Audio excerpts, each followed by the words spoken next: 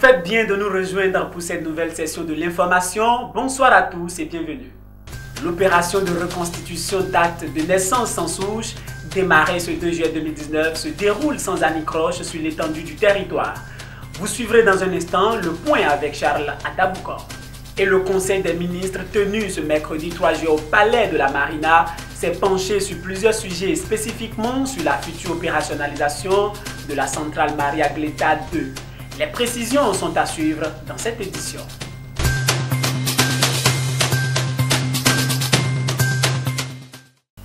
Bonsoir. L'opération de reconstitution des actes de naissance sans souche est lancée sur toute l'étendue du territoire national. Elle vise la mise en place d'un fichier central de l'état civil. Charles Ataboukor. Pour le bien-être des populations, la sécurité et la maîtrise des programmes de planification, le gouvernement a décidé de lancer le projet de reconstitution des actes de naissance sans souche sur toute l'étendue du territoire national. L'initiative est gratuite et les motivations explicites. Ce qui a conduit à cette situation, il y a les facteurs humains. À l'occasion de manifestations sociales ou de crises sociopolitiques dans notre pays, les gens prennent d'assaut les centres administratifs, les bureaux d'arrondissement, bref, les centres d'état civil, ils détruisent tout. Deuxièmement, il y a les facteurs naturels, les inondations. Quand nous prenons le cas de la commune d'Atiébé, le centre d'état civil de cette commune a été victime d'inondations de manière répétée. Quand vous allez dans le Mono profond, il y a un centre d'état civil, dont je tais le nom, qui, chaque 2 ans, est décoiffé par la tornade. Et c'est des registres entiers qui disparaissent. Il faut ajouter à cela la guerre des termites, liée, bien entendu, aux mauvaises conditions de conservation des registres. Donc, des registres entiers ont été bouffés par les termites, parce que il y a encore quelques années, si vous allez dans les bureaux d'arrondissement, vous trouverez nos registres d'état civil déposés à même le sol, sans soin. La conséquence, que le papier s'abîme, les souches disparaissent et c'est le citoyen qui s'expose à des tracasseries face à cette situation.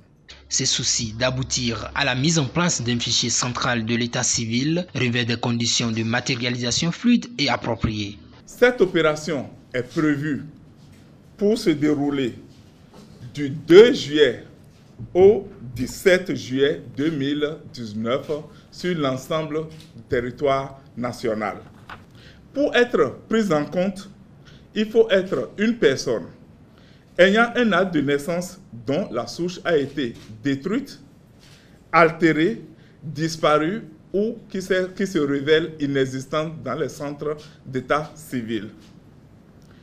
Il faut être une personne ayant un jugement supplétif mais qui est sans procès verbal, dont le procès verbal n'existe plus.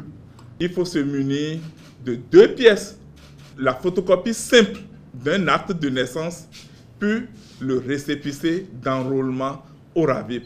Le gouvernement facilite alors, par l'entremise de cette opération, la vie aux citoyens et ainsi aboutit à la communication électronique des données d'état civil. Une brève avant de continuer cette édition, c'est le grand jour pour le football béninois. Les écureuils du Bénin croisent le fer ce jour au Caire avec les Lions de l'Atlas du Maroc pour le compte des 8e de finale de la Coupe d'Afrique des Nations Égypte Total 2019. Le gouvernement béninois a trouvé le bon vent et hissé les amarres de l'autonomisation énergétique. La preuve évidente reste l'un des points importants du Conseil des ministres du 3 juillet 2019, faisant remonter en surface la prochaine mise en service de la centrale énergétique Maria Gleta 2. Compte rendu, Roland Tchaoudji. L'un des points abordés ce mercredi 3 juillet à l'occasion du Conseil des ministres porte sur le compte rendu des travaux de construction de la centrale électrique thermique de 120 MW à Maria Glita 2. D'après la séance, tout est fin prêt pour une réelle opérationnalisation de la centrale. Il ressort du dit compte rendu, présenté par le ministre de l'Énergie, que la construction de la dite centrale est achevée et que le démarrage des différents moteurs a été réalisé avec succès. Toutes les missions d'évaluation, y compris celles des institutions de financement, rassurent que les travaux sont de bonne qualité et soulignent le respect par le constructeur des délais contractuels. Aussi important qu'elle soit, la sécurisation de la centrale électrique thermique de Maria Glita 2 mérite d'être chose concrète. Le Conseil a autorisé cette acquisition et instruit les ministres intéressés à l'effet de sécuriser le domaine. Toujours dans le volet énergétique du programme d'action du gouvernement, il est à souligner une autorisation pour l'acquisition d'un domaine complémentaire d'environ 3,5 hectares, ce qui reste nécessaire à l'extension du projet. Les échos de Kandi dans ce journal, conformément à l'article 64 de la loi 97-029 du 15 janvier 1999, portant organisation des élections en République du Bénin et selon les tests de la décentralisation, la mairie de Kandi a tenu sa réunion de municipalité mardi dernier. La séance s'est déroulée à la salle des fêtes de l'hôtel de ville de la commune avec 4 points inscrits à l'ordre du jour. Suivez le point de la session avec Aziz Atiamou Adam, notre correspondant. 3 principaux points ont été abordés au cours de ce conseil de municipalité ouvert à l'hôtel de ville de Kandi. Il s'agit notamment de la poursuite de la mise en œuvre de la stratégie de mobilisation des ressources propres, de quoi booster l'économie locale.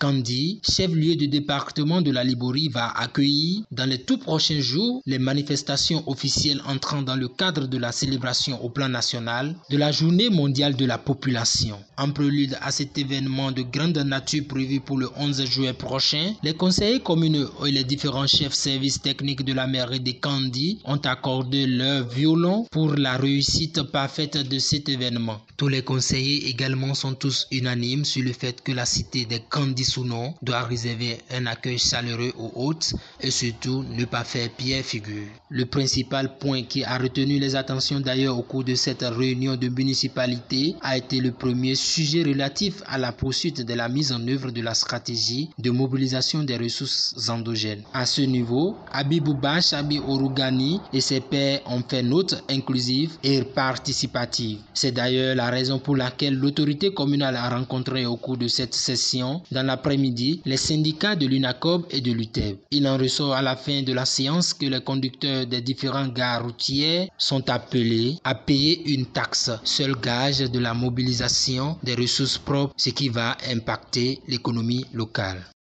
Revenons à Parakou avec Emmanuel Dikongé qui nous apprend que la formation en coaching et investissement personnel organisée par la Fondation des jeunes femmes Amazon pour le développement connaît son épilogue ce jour. Entrepreneuriat, engagement citoyen n'ont plus de secret pour 10 jeunes femmes sélectionnées. Reportage.